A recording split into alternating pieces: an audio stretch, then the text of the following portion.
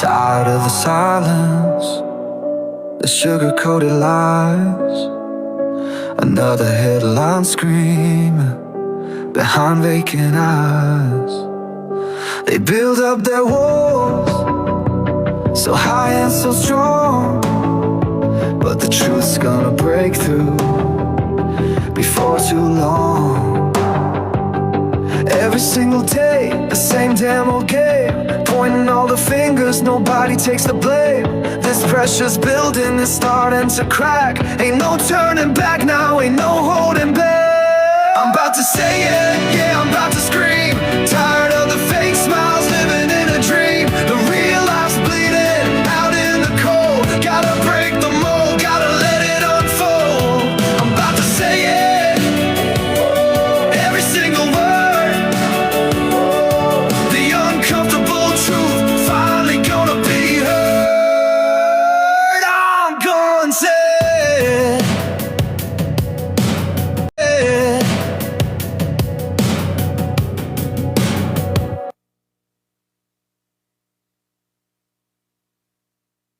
Grand rising to all. We are back for hashtag I'm gonna say it.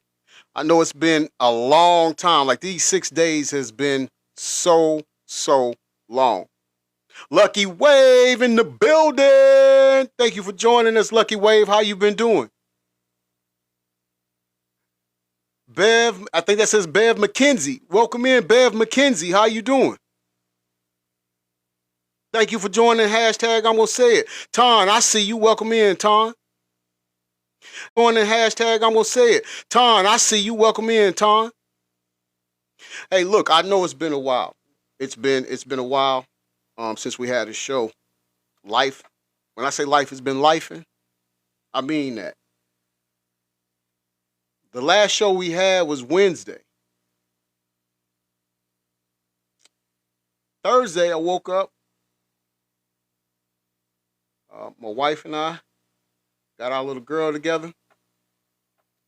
Took her to school, dropped her off. Welcome in, everybody. Welcome in. Dropped her off at school. On the way to take my wife to work, we get a phone call. And there's a doctor telling my wife that her mother is at the emergency room, or in the emergency room, and had a stroke. So, needless to say, life as we knew it changed then. Like it was everything was chaotic from that point on, right? So after that, she's been dealing with that. And then Sunday, first and foremost, thank you all for saying congratulations on the baptism. I appreciate you so much. Yes, I'm glad I made that decision. I've been wanting to make that decision for quite some time now. And I actually went through and did it.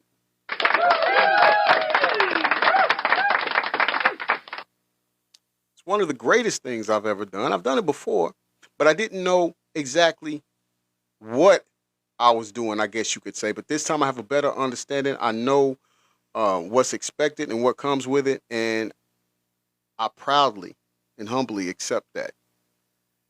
You know, I am excited that I decided to dedicate my life to the Lord. And with that being said, though, today's show is going to be a little different. I know typically when we have our show, we're always talking about the celebrity things that are going on, and that's fine, and that will continue. By the way, for those who say that, well, that's gossiping, well, let me explain to you why we talk about the celebrities in the way that we talk about them. If you all can go and you get your Bible and you read Mark chapter 8, verse 35, that's why we do that. Because these celebrities have made a decision to praise money, to praise cars, to praise D-Rugs, Smex, houses, and so on and so forth. But they've decided to praise that more than God. And it will be our distinct pleasure to continuously point that out in hopes that you understand that God is a jealous and doesn't care anybody else. Should he? And so when we come to should he? And so when we come to honor, when we come to praising, when it comes to things of that nature, should he? And so when we come to honor, when we come to praising, when it comes to things of that nature, worshiping, God is the only thing we do that for. You don't let any cars, houses, women, men, whatever. You don't let that preside over God. But with that being said, today I want to do something different. We're gonna switch gears a little bit. Am I glitching? Am I glitching? Because it looks like over here I am a little bit from what I can see. Hopefully it's not the platform being mad at me about what I'm talking about. But anyways, we're going to get to it because it's the right thing to do. So today we're going to do something different. We have the issues and the chaos that we have in the world. Jenny, thank you for coming in, bestie.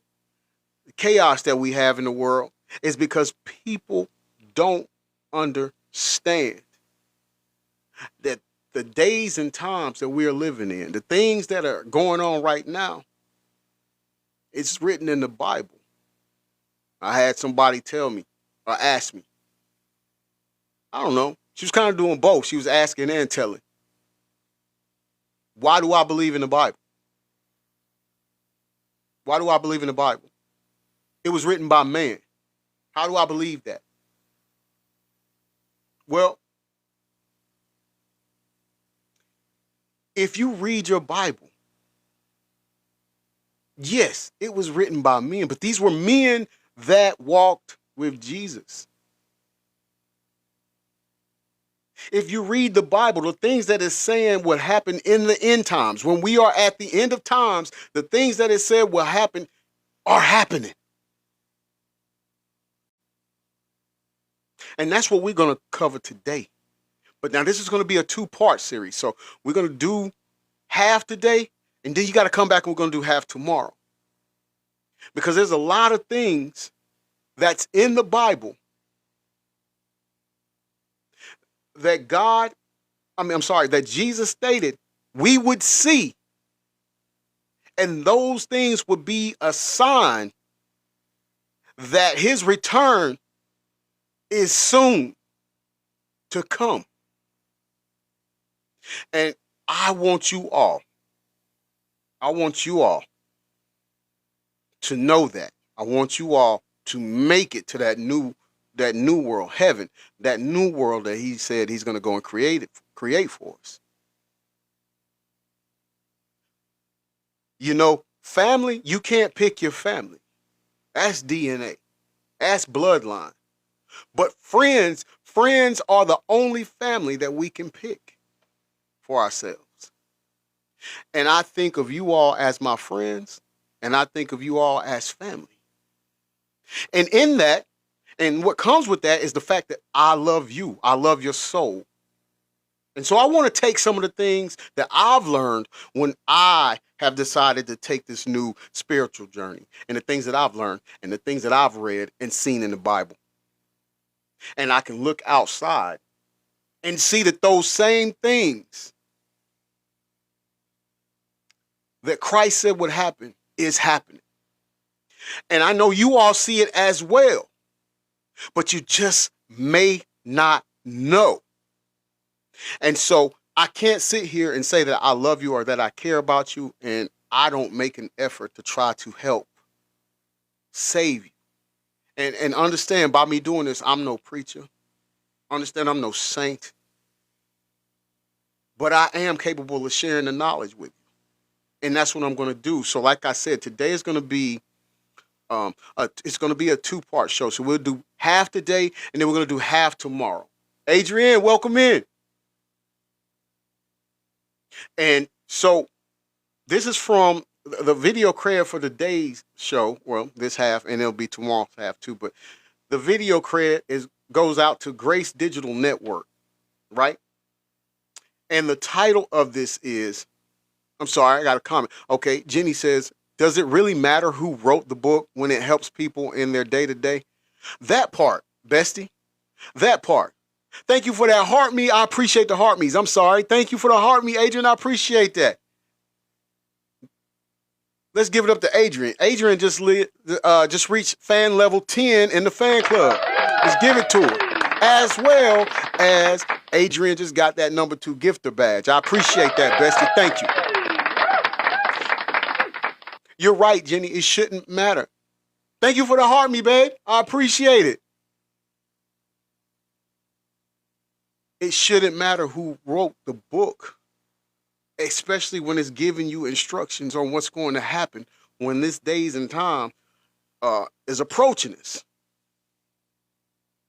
And so Grace Digital Network is who I'm giving the video credit to for today. And the title of it says, Jesus said, when you see this, and this is capitalized, don't pray, just run. Now, when I saw that, I remember when I was reading the Bible and he mentioned that there'll be 2 people out in the field working. One will disappear and basically go up. One will be left here. You know, and so he was talking about this part, just run. He said that when he was talking about this, but this is a return, his return when he's coming back. And you know, some of his disciples was asking him, like, how will we know when that time is happening? He answered, Jesus answered, but the thing about it is he was saying that these things will take place. We will see these things happen. But not even the angels know when the time or the hour will be. Now, you can think about it this way. There's a lot of people that woke up this morning who had plans to do something. They have plans to meet with loved ones or friends or be somewhere or watch something. Tonight, 8 o'clock. They've got that. That's what's going to happen. They got to be somewhere. And how many of you know that they won't make it? Because their hour has came. He says it's going to be like a thief in the night. It's going to come like a thief in the night. You're not going to know. Rochelle, welcome in, bestie. We're not going to know. So I want to share this with you. I want to take a break from talking about the celebrity thing, because I feel like this is important. I feel like this is highly important, right? And when you're listening to it, I want you to just stop and think about what's being said. And then think about what you see going on in the world today. Jenny says we have to have discernment and trust in his process and plan. I love that, bestie. I love that. And you are 1,000% correct. I'm not going to hold you all any longer. Like I said, we're going to do half. And then tomorrow you can come back and we're going to do the second half. All right? Let's go. Something demonic. What if I told you something demonic has already been awakened in Israel? Not a myth, not a symbol, but something real, something Jesus warned us about, a prophecy so serious, Jesus didn't say, pray. He said, run. What could be so evil, so dangerous, that the Son of God said to flee without looking back? This isn't just a historical event. How you doing? Welcome This is in. a prophecy that happened before and will happen again. It's called the abomination of desolation, and what's even more terrifying. Many believe it's beginning right now. Has Israel just triggered the countdown? And is the world sleepwalking toward a prophetic trap? And what's revealed next will uncover the real reason Jesus said not to stop for anything, not even to grab your coat. What you're about to see isn't fiction. It's unfolding, step by step, exactly how the Bible said it would. That's that process, ain't it, Jenny? Let's rewind the moment. Jesus was sitting quietly on the Mount of Olives.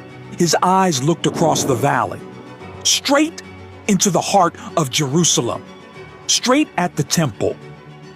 His disciples asked the question we all want answered. When will the end come? No offense, but if you're paying over $30, That's commercial. That ain't part of it. And Jesus didn't hesitate. He gave a clear, urgent, terrifying clue. The next verses you hear will unlock a countdown Jesus himself initiated. Matthew 24, verse 15. When ye therefore shall... Hold on. I give you all time to write that down.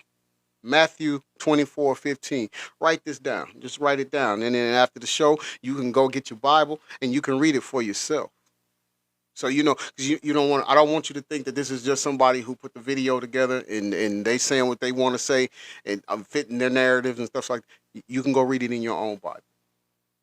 That's Matthew chapter 24, verse 15. Let's go.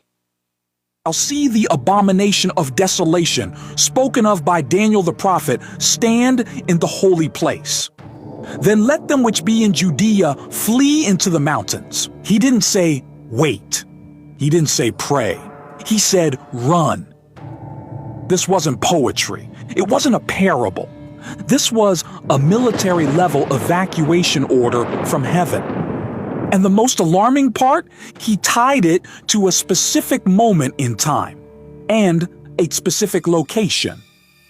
What you are about to hear will show why that moment Jesus saw might already be repeating right now. But what Jesus saw that day wasn't just for their time. It was a warning for ours. The temple, the holy place, Jerusalem. But what exactly is the abomination of desolation? Because what Jesus saw that day is about to rise again in full view of the entire world. Was Jesus pointing to a future event the world would never see coming?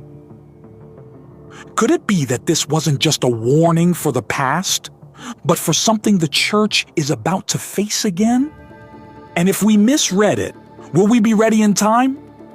Because this one location, this one act, may be the final domino that sets off the Great Tribulation, and if you wait too long to act, you may not get another chance. If we ignore this warning, we might not survive what comes next. This is the moment that could change your eternity.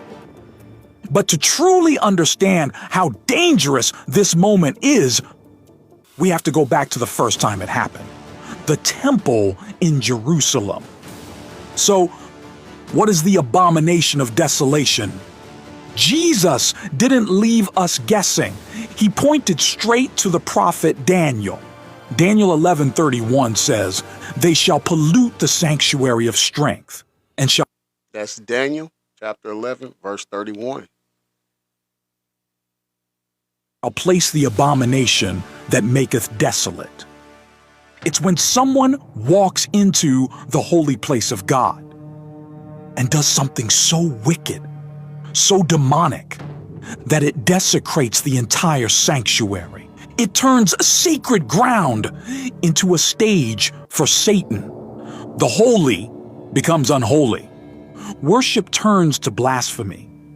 And the presence of God is replaced by something dark. This isn't just symbolic. It has already happened once before in history. And as we keep going, you'll see exactly how it's being set up to happen again, right under the world's nose. But prophecy says it will happen again. And when it does, it will divide the real followers of Jesus from the ones who were just playing church. And in just a few moments, we'll reveal why millions of Christians may celebrate the very thing Jesus said to run from. The question is, will we recognize it when it does? Because the next time it happens, it won't be in secret. It will shake the whole world. To understand the abomination of desolation, we have to go back, not to modern Israel, but to a time when the Second Temple still stood. Back to a man named Antiochus Epiphanes. He wasn't just a king. He was a Greek ruler fueled by hatred, not just for Israel, but for Israel's God. He didn't bring peace.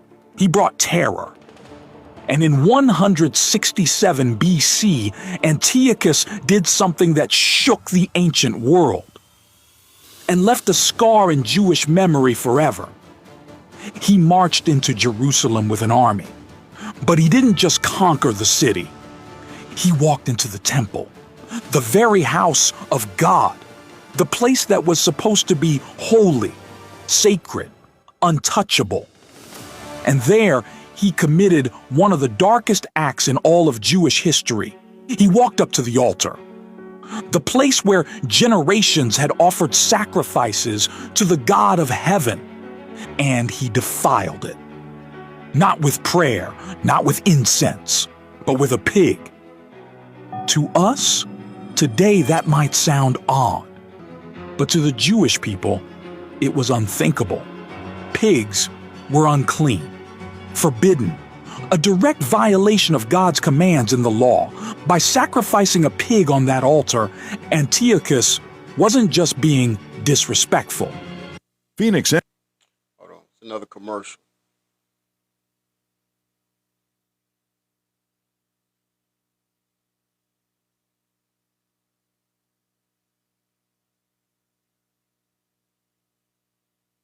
He was declaring war on God himself. His message was loud and clear. Your God means nothing to me. But he didn't stop there. He built an altar to Zeus, a Greek god, right inside the temple, the most sacred place on earth, transformed into a shrine for a false god. Imagine walking into a church and seeing an idol standing where the cross should be. That's how it felt.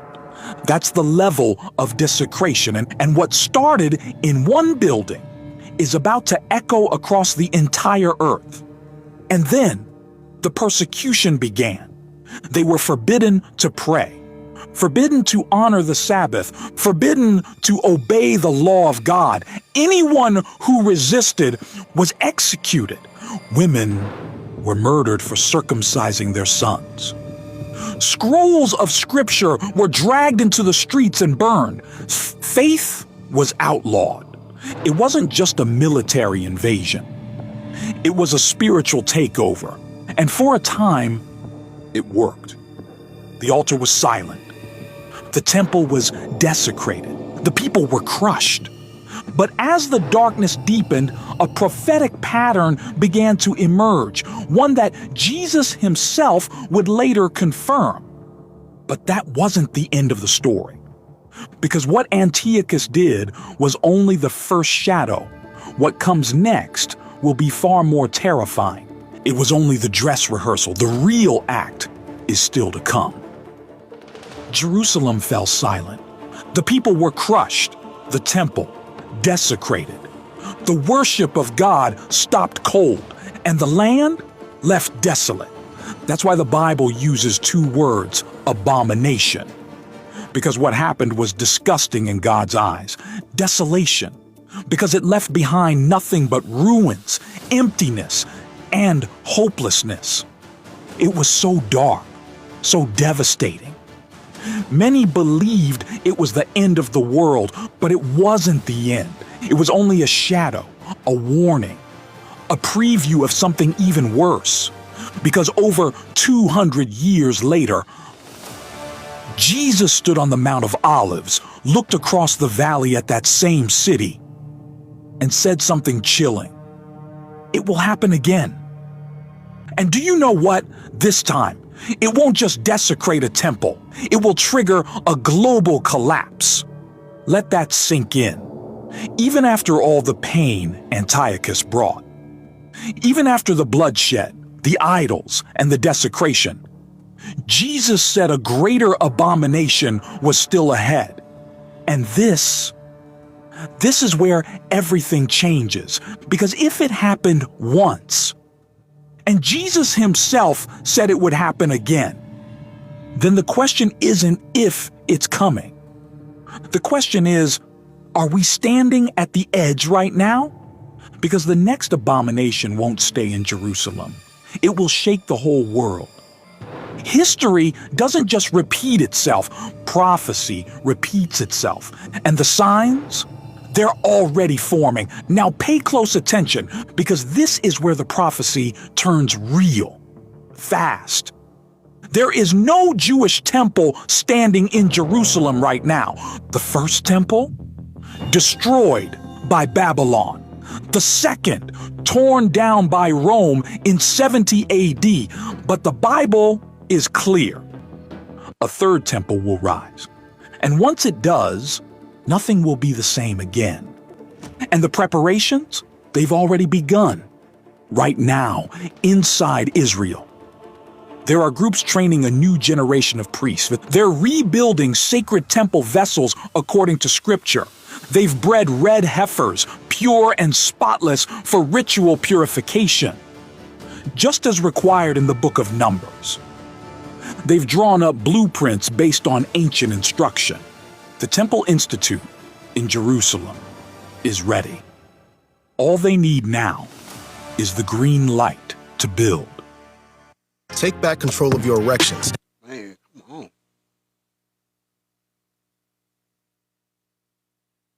That green light appears, everything we've discussed so far will move from theory to reality. And once that third temple rises, the prophecy clock doesn't just start ticking, it starts racing. And once it starts, you won't have time to decide what you believe. You'll have to live it or lose everything. Because Scripture tells us the abomination of desolation will stand inside that temple. And when that happens, everything changes. But even before it happens, the world will be celebrating a lie. Will it be built in peace, or will war pave the way? Either way, what comes next has already been written. Now pay attention. This is where things take a terrifying turn. The world will celebrate the rebuilt temple. They'll cheer. They'll say, finally, peace in Jerusalem. The altar will burn again. The sacrifices will return. Priests will sing. And the world will think revival has come. But they'll be wrong, because what looks like peace will become the world's deadliest trap. Because the Bible warns, in the middle of this peace, something dark will enter. A man will walk into the temple. Not just any man. A man the Bible calls the beast, the son of perdition, the Antichrist. And when he enters the holy place, he does the unthinkable. But even that is only the beginning. What follows will be unlike anything we've seen. He defiles it. He stands where only God should stand. He demands worship. And in that moment, peace shatters.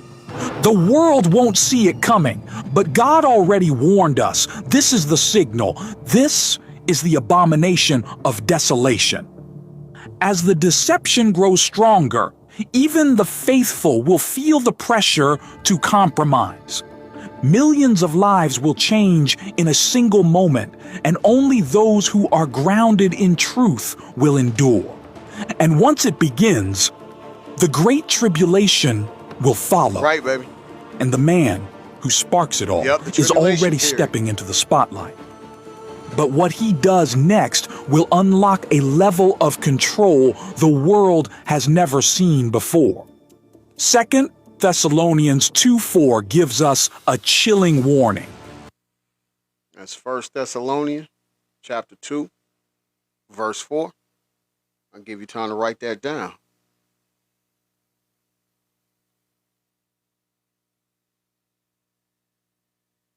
Who opposeth and exalteth himself above all that is called God, so that he, as God, sitteth in the temple of God, showing himself that he is God.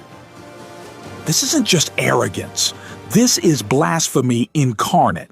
One day, a man will stand in the holy place, not just any man, the Antichrist. He won't come with horns or fangs. He'll come with persuasion, with signs, wonders, and a false peace. And then he will claim to be God. And the world? They won't question it. They'll believe him. They'll worship him. And they'll take his mark. And when the mark is given, a line will be drawn across eternity. That's when Jesus says one word, run. Because when this moment comes, it marks the beginning of the Great Tribulation. There will be no pause button, no reset, just the raw test of who you really belong to, Jesus or the beast. Each decision after this point will determine destiny in terrifying clarity. A time of suffering so intense, Jesus said, there's never been anything like it. And there never will be again, not just in Israel, but across the entire earth. This is the tipping point. And once it starts, there's no turning back. And the longer you wait to prepare, the more vulnerable you become. Because what begins in one city will soon engulf the entire world. Imagine this. Jerusalem is alive. Music fills the air. The sun glows over Mount Zion. The temple doors, sealed for generations, now stand wide open. Sacrifices return. Priests lift their voices in praise. Families fill the streets, dancing, weeping, blessing the God of Israel. It feels like prophecy is being fulfilled, a holy revival. A long-awaited promise finally kept. But then, everything stops. The music fades to silence. The laughter dies. And all eyes turn to one man walking toward the temple. He moves with confidence. He wears peace like a mask. But behind his calm is something cold, the Antichrist. And what he's about to say will split history in half. At first, he says nothing. He enters the holy place, not with humility, but with pride. He does not bless the people. He does not read the Torah. He does not bow. He turns to the altar, raises his voice, and declares, I am God. The priests are frozen. Some fall to their knees in horror. Others flee the sanctuary in panic. But it's already too late. And in that moment, millions will realize they were never ready in seconds. Celebration becomes chaos. Joy becomes dread. Soldiers march in. Worshippers are dragged out. Believers are hunted. The temple is desecrated, and the Holy Land becomes a place of desolation. But even this horror is not the end. It's only the doorway to what Jesus called the worst time in history. Is this the final signal Jesus warned about? Could this moment be the final key to unlocking the Great Tribulation? What began as a dream ends as a nightmare. And this is the moment Jesus warned us about. This isn't just a warning to Israel. It's a wake-up call for every believer alive. Your faith will be tested. The moment when the abomination of desolation stands in the holy place and the final countdown begins. And from that moment forward, the beast system won't just rise. It will take over. Hold on.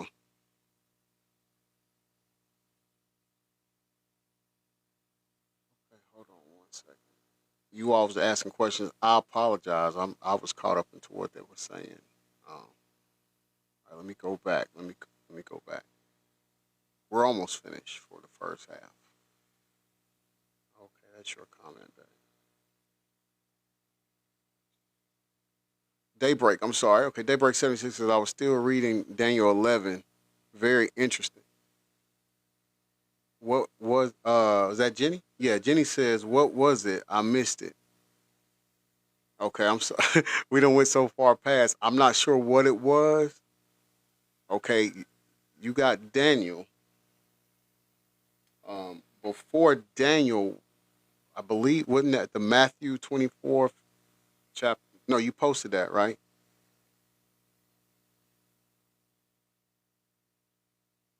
This is the First Thessalonians chapter 2, verse 4. You got that?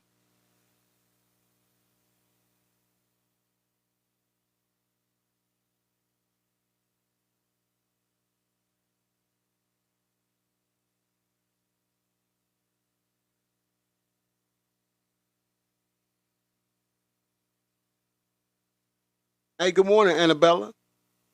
Oh, and thank you for that heart me. I appreciate that. Sorry, bestie.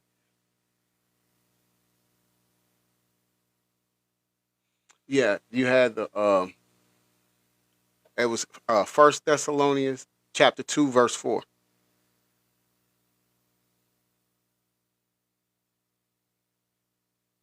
Yes. That's it, Daybreak 76.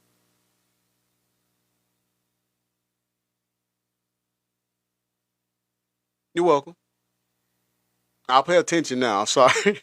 I'm sorry. I told you I was into it, but okay, I'll pay attention. Matter of fact, here I'll set the other thing, other right here, so I can see it, see your comments. All right. Over everything. Thanks, babe. The question is, will we see it coming? Or will we be too distracted, too comfortable? Was it really God's wish to kill Abraham's elder son? Why Isaac needed to be punished? That's another commercial. From that moment on, the beast system doesn't just rise, it takes over. Now you all can't see this, but they're saying the people who chooses to basically worship the Antichrist will have a mark put on them, and some of them have it on their head, some have it on their hand. I don't know where it's going to be, but that's the mark of the Antichrist. Stops being a prophecy and becomes a global reality. And once this system is fully in place, every line between good and evil will be tested. Yep, the 666, that's right. Revelation 13 paints the scene in chilling detail. And he causeth all, both small and great, rich and poor, free and bond, to receive a mark, that no man might buy or sell, save he that had the mark. This was always the destination. The abomination of desolation isn't the end of the story. It's the trigger. This trigger will decide who gets to live free and who falls into eternal chains. It will affect your future forever.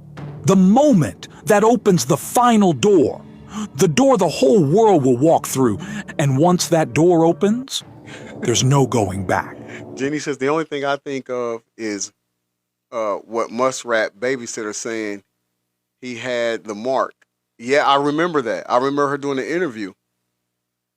I do remember her interview. What comes next is no longer hidden digital currency, global tracking, identity systems that decide who gets to eat, move, or speak. Worship will be weaponized, and the image of the beast will demand loyalty.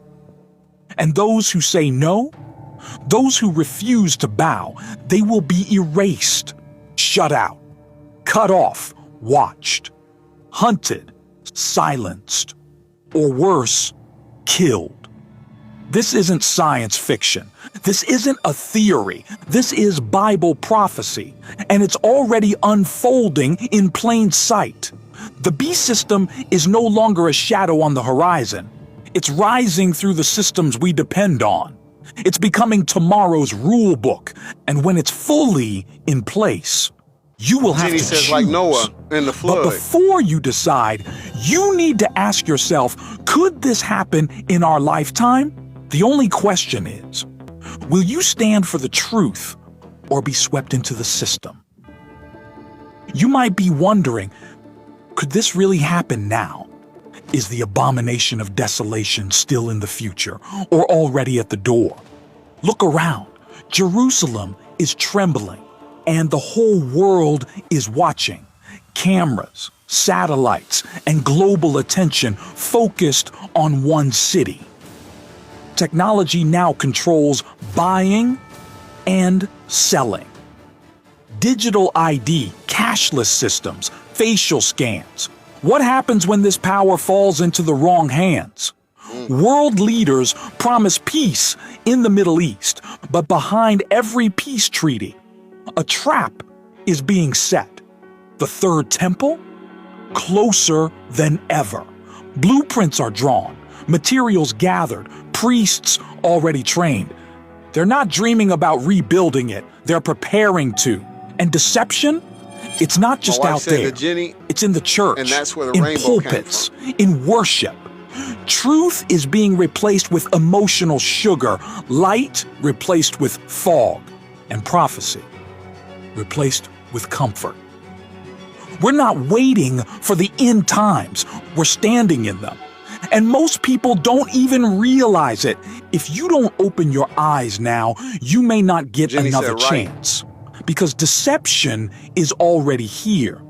The signs are here. The warnings are flashing. But are we paying attention or are we already asleep?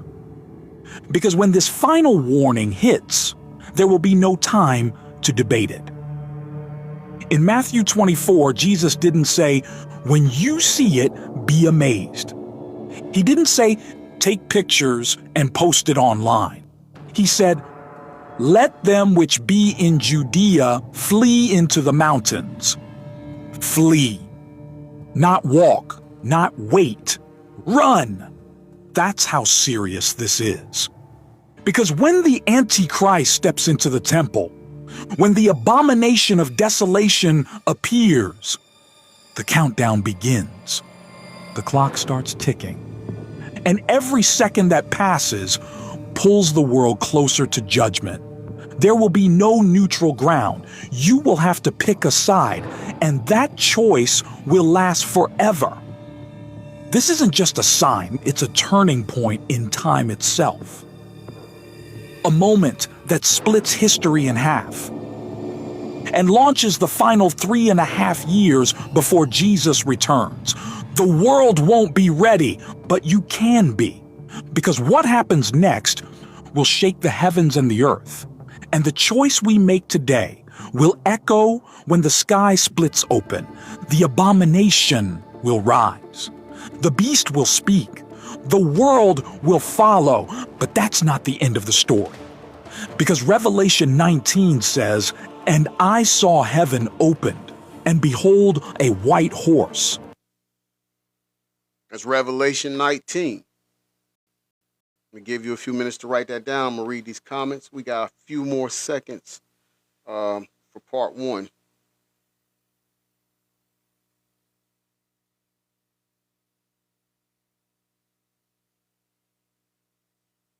Jenny says, my wife, but nowadays people are using that symbol, we're talking about the rainbow, for alternative ideas.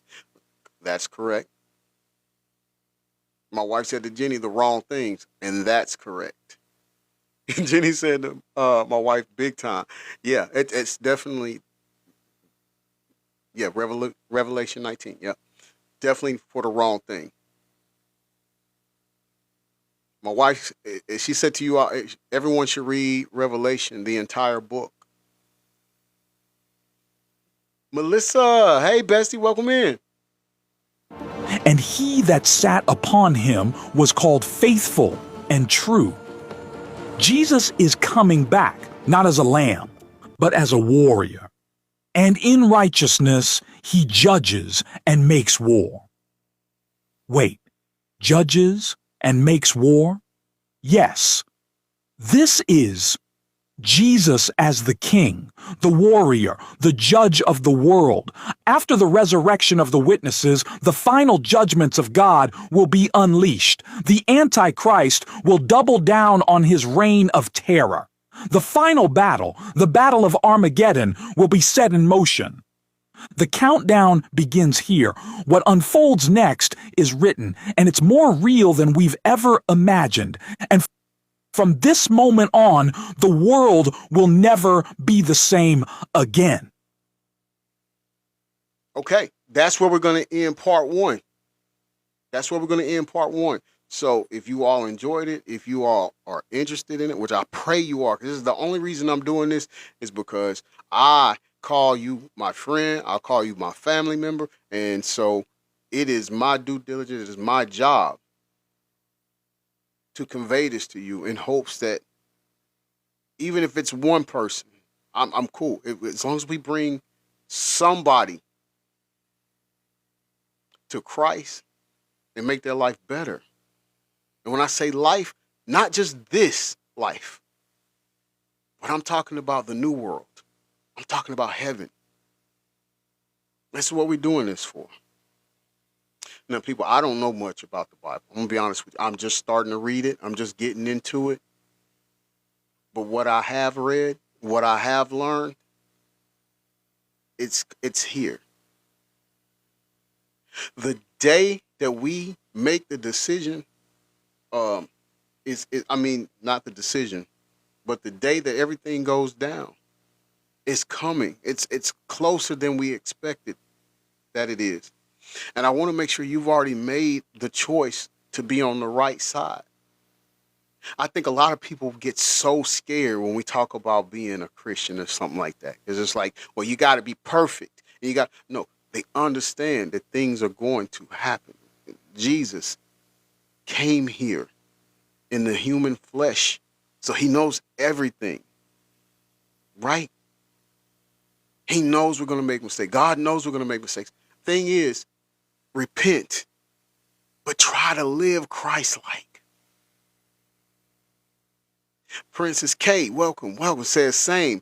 I will be ordering the Ethiopian Bible, first Bible with all the books. I've heard about that too. In fact, I was watching something about that last night too. It's powerful, people. It's that time where we have to take this thing serious. We have to take it serious. And there's just no other way around that.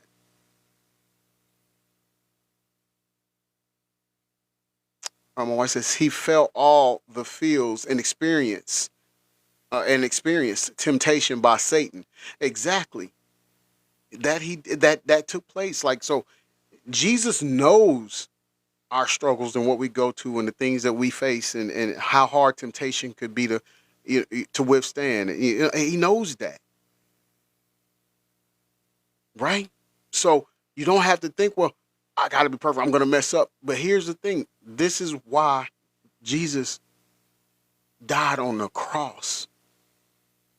So that if you're trying to live Christ-like and you do make a mistake, you do sin, we have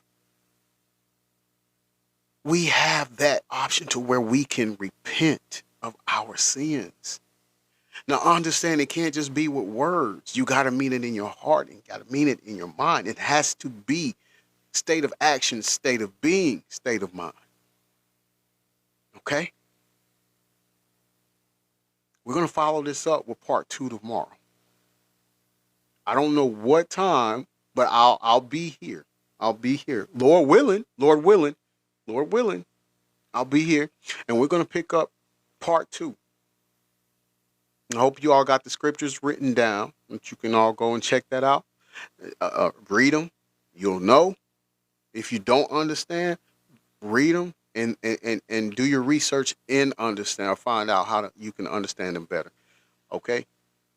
I'm going to be honest with you. I really didn't know how to do this. Daybreak says, thanks.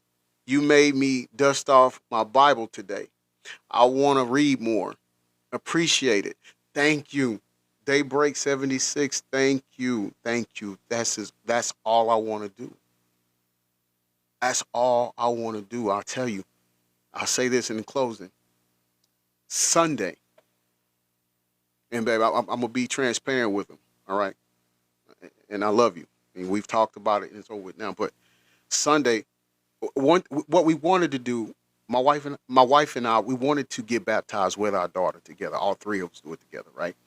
But my wife got, and just to tell you, they had 800 slots open back then. This was a few months ago, but they filled up so fast we all couldn't get it. My wife got in. She got hers in. But when I went to do it, I clicked two because I see underneath there you could add, how many people you wanted to be baptized. And so my wife didn't know that then. And so, anyways, by the time I submitted mine, it didn't work. Jen, thank you. Thank you. How you doing? Thank you for that heart me. Ah, you missed a good one, bestie. I'm going to try to play it back. Thank you for the lightning bolts. I appreciate that, Jen. So my wife, when we went to church, she asked him, hey, look, my daughter wants to be baptized. Thank you for the rose. I appreciate the roses. Thank you, Jen. She told him, my daughter wants to get baptized, but I got the reservation. So I wanted to know if I could switch it to where she gets baptized, right?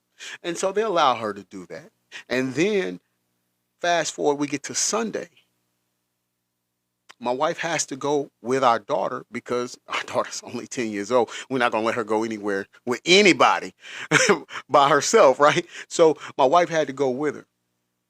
Now, so she's standing with her. I mean, you all see the video. My wife is with her when they come in and stuff like that. But so when our daughter goes, when it's her turn to get baptized, she didn't want to go by herself. So my wife went with her. Now I'm in the stands and I'm salty. I'm talking about my cholesterol is high. I'm so salty, right? Because I wanted to do it together. And I felt like at that time, I felt like I was being robbed of being baptized with my daughter, right?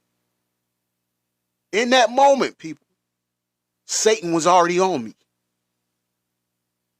Satan was already on me. I was mad at my wife. Right? So after that, I go down. I get in line.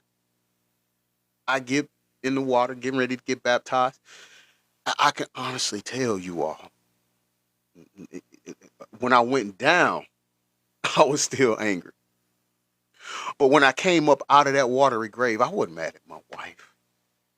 When I came up out of that watery grave, I could feel so much bondage being broken off of me. So many things that I've wrestled with and dealt with. And by me telling you this, I want you to understand I'm in no shape, form, or fashion perfect. But I do take this new walk seriously. I do pledge to be a warrior on the battlefield for Christ. You understand? So, Satan is real. In a moment where I should be praising, and don't get me wrong about the crowd, but don't get me wrong, I was honored. I was blessed to see our baby girl get baptized. But even in that moment, the devil had me mad at my wife. He had already created a division. Not on her end. She wasn't mad. She didn't do anything. But in me. But when I came back up, I felt everything gone. Thank you, Pink Tech. I appreciate that. I caught it last, but I see that. Thank you so much, Pink Tech. When I came back up, that's why when you see the video and I'm screaming, I just felt it. Everything gone. Everything washed away. Sins forgiven. Bondage broken. And baby, I didn't tell you this yesterday. But when the car accident happened in front of the house, thank you. I love you. And I want to thank you because You said, go get your shoe. I'm out here with no shoes on. Go get my shoes. And we saw the guy laying outside the car. And my baby beelined it down the sidewalk to go help. I love you, baby. Thank you for doing that. Thank you for not even having a hesitation. You just took off. She just needed her shoes. She got her shoes and she went down there. And that was one of the most beautiful things I ever, like, that's where I want this world to get to, where compassion, love dominates everything else. It reigns over everything else. Nobody being hated or being treated a certain kind of way because of their race. I don't like that. I'm not for that. I'm never going to like that. I don't want to live in a place where we have toddlers being detained. And just so you know, yesterday when I saw it, it was 2. And they were under the age of 4. And then this morning, I see in the news that a 6-year-old has been detained. This has got to stop, people. This has got to stop. It's not right. It's not what God asked or commanded. And again, I've said it before, and I'll say it a million times from now. He said, love thy neighbor, but he did not specify a color. He didn't specify a race. So those of us that have good sense and education, when he says love thy neighbor and he didn't specify anything, that means everybody. He didn't say if they lived over here. He didn't say if they worked over there. He didn't say none of that. He said love thy neighbor.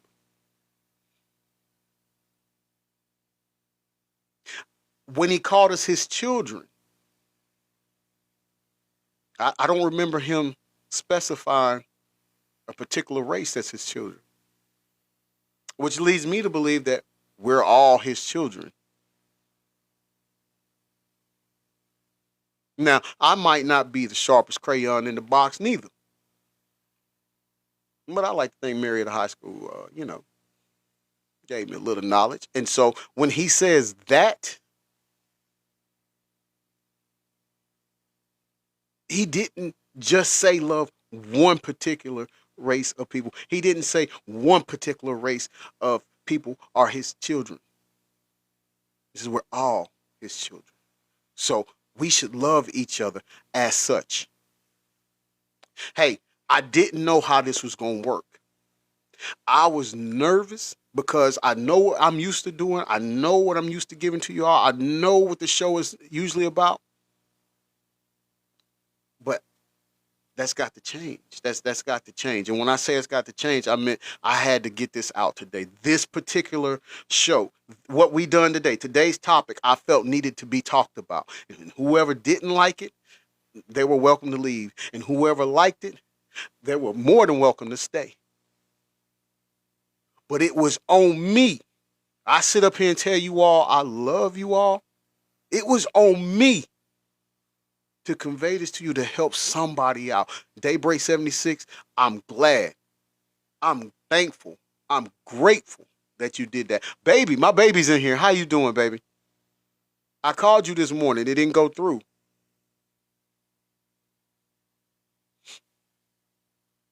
My wife said the devil is the author of evil and confusion. That is so true. Fabian Allen says you just spoke on it. That's right. We got to do that. We've got to do that. Like, I know. We talk about celebrities all the time. And like I said in the opening, people be like, you gossiping, that's wrong. No, well, Mark 8:35 tells me I'm not wrong. Because these people are idolizing other things. These people they have sold their soul for riches and completely forgot about God.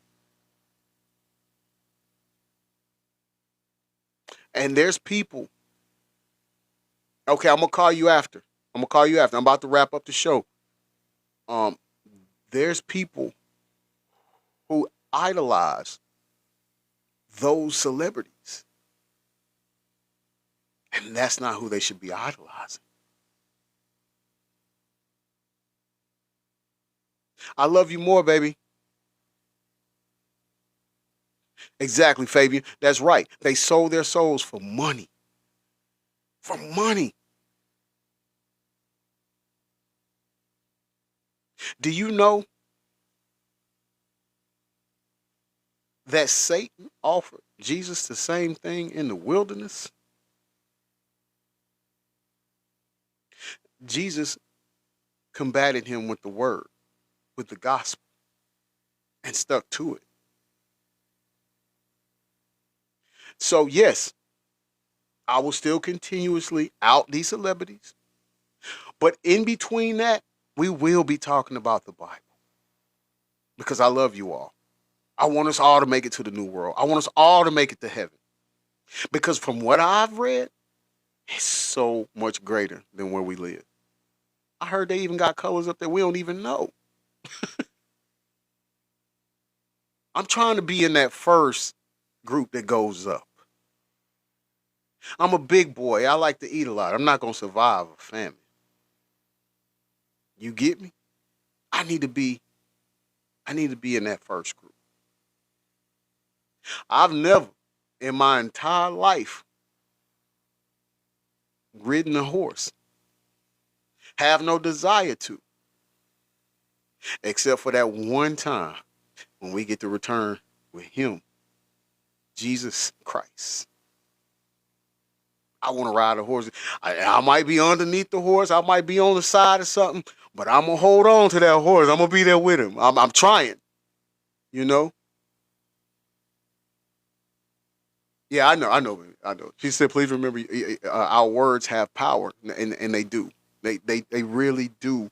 They really do. And I think I'm going to end it on that note too, baby. I'm glad you brought that up because everybody that follow my show knows how much I like Notorious B.I.G. I was watching a show the other day. In this video, it was an interview of this lady who said that she had went to hell. She had an NDE. But when she had an NDE, she went to hell and she saw Biggie in hell. And she asked, because she said, you know, he was, I don't want to say it on here, they might think something literal. But just know that he was, I don't even know how, he was in hell. Just put it like that. So she asked Jesus, why was he in there? And she stated that Jesus told, well, he said he didn't need me. Now, if you go back and you think of, he had this song, I can't remember the title, but it's on the first album, Ready to Die, right? But the lyric, and I'm not going to say all of the words, of course, because we're on the platform, but just listen to what he said. When I D-I-E, F it, I want to go to H-E-L-L. And then he says, because I'm a piece of a POS, it ain't hard to F and tell. It don't make sense going to heaven with the goody goodies. Dressed in white, I like black Timbs and black hoodies. He goes on to say, God will probably have me on some real strict S-word. No sleeping all day, no getting his, thing lit. Words have power. I was telling my son, I listen to songs now that I loved in the 90s. And I listen to the lyrics. And I see the demonic words that they're saying. I see how they're pushing the narrative of evil. I'm now learning about the vibrations of songs.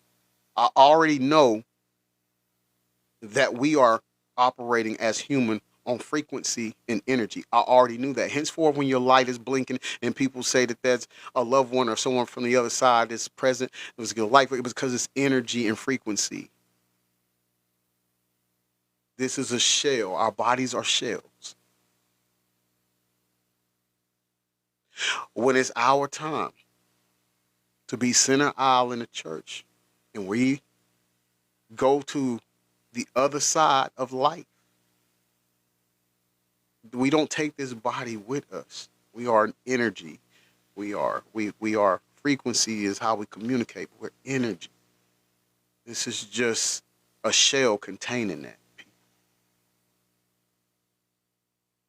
So remember, like my wife said, remember, our words have power. So I'm challenging you all in closing. Now that you know our words have power, make sure you speak the power of positivity to people, to yourself. Okay? Daybreak 76 says, preach, let God use your voice. And that's all I want to be, Daybreak 76. I just want to be a vessel for him. I want him to know that I love, praise, and honor him and him only. He is my one and only true God. I don't care who thinks that's wrong. Because you see, once we get to that time, once we get to that judgment, it's too late. There's no going back. And so I just rather, when I pass away believing in him.